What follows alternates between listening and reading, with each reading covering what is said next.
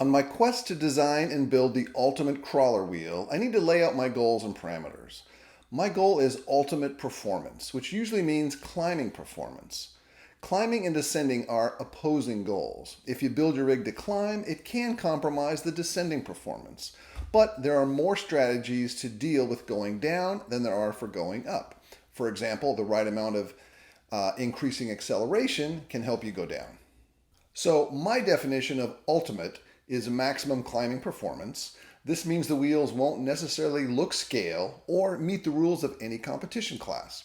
However, hopefully you will learn some physics principles that you can apply to whatever type of driving you do.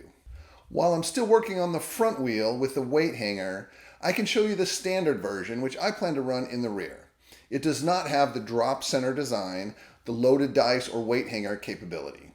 This is a much simpler version for the rear where I don't plan on using a weight hanger. But I reserve the right to change my mind about rear weight hangers at some point, but right now I don't run one. A person could also run this simple version in the front if they were using traditional weighted knuckles and not the extreme drop hangers that I'm brewing up. It shares the same aesthetic with the weight hanger version. You can't tell the difference from the outside. It also shares most of the same parts and the same beadlock design. So let's check it out in more detail. On this channel, we look at the science behind our grown-up toys. This is a much simpler version. It's not super original. There's a lot of wheels designed like this. You basically got your side plates with standoffs through the middle. So I just borrowed my existing parts and adapted it to a much simpler no weight hanger version for the rear. So these discs are quite a bit smaller. It's the same basic concept.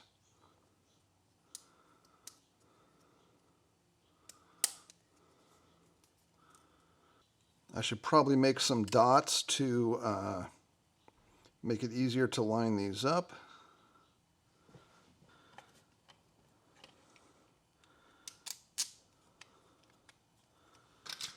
So I'm using 22 millimeter wide spacers. I find that's about the width that I want.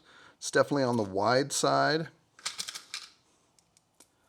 Most people run much narrower, but I think there's a lot of advantages to running wider hubs, and I'll discuss that in another video. Basically, the wider your hub flanges are, the wider the beads on your tires sit, and the better supported they are from rolling over.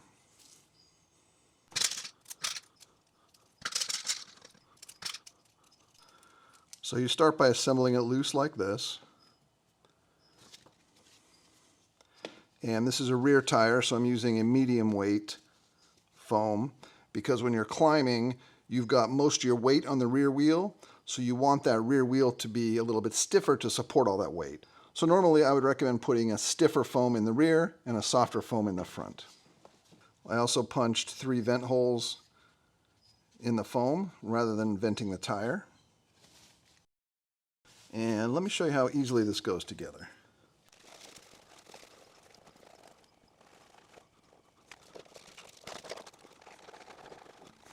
Alright, so once you got that the way you want, you just drop this in, half assembled.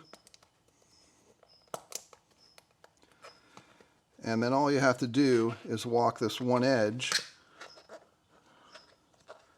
over this part of the tire.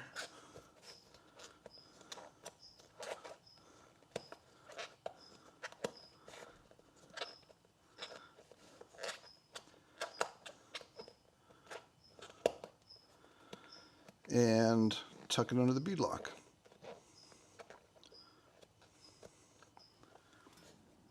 You can use a little tool to lift up the beadlock, get it under there.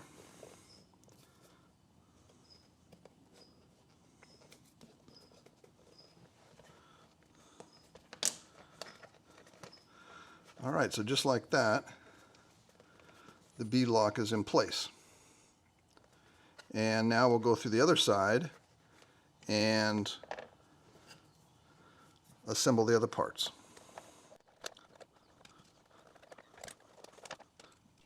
probably put a drop of glue on this to hold it in place in the future, but it snaps in pretty tight. So this is the inner bead. Line up the holes. Then you drop in this spacer.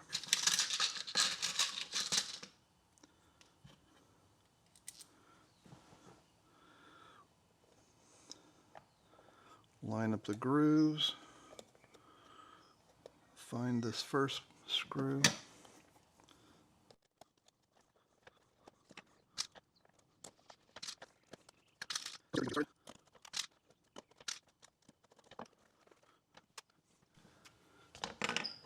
Just to compare, this is a deluxe 2.2 carbon wheel, non-loaded dice version. It's just their standard wheel, and it's 31 grams.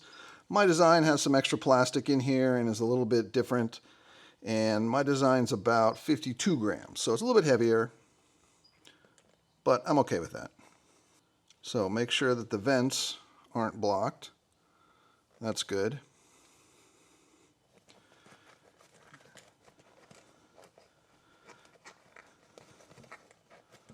If you're happy with where everything's sitting,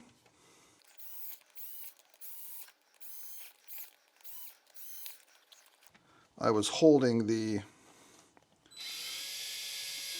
middle spacer on the inside with my finger.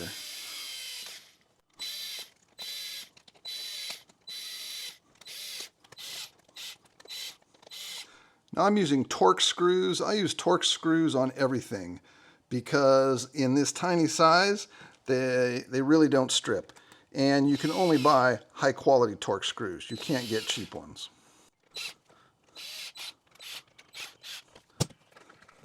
So I would do the final tightening by hand.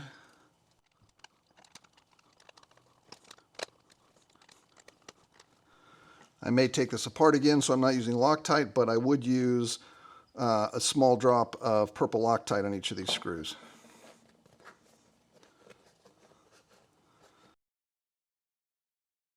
That's a pretty cool looking wheel, if I do say so myself.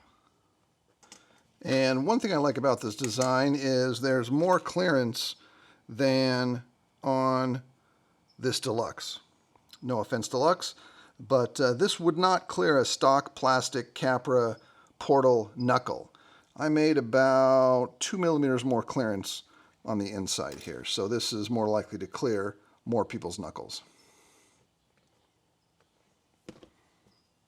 There you go. Rear wheel option.